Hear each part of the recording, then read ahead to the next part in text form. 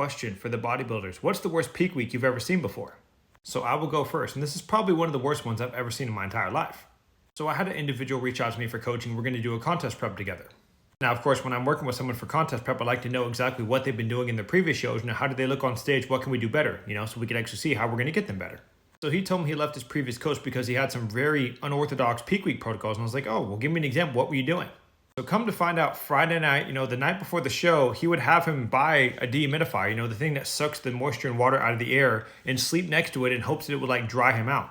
Now, I genuinely thought he was joking. I thought he was just talking crap because it's the first time talking about bodybuilding. He's like, no, I'm dead ass serious. My coach had me buy a dehumidifier and I slept next to it. And when I woke up, my lips were chapped and my body was all dry, but not in a good way.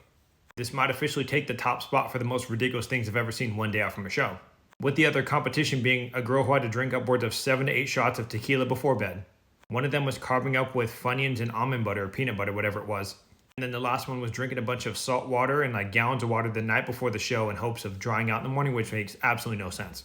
But this is number one, that's for damn sure.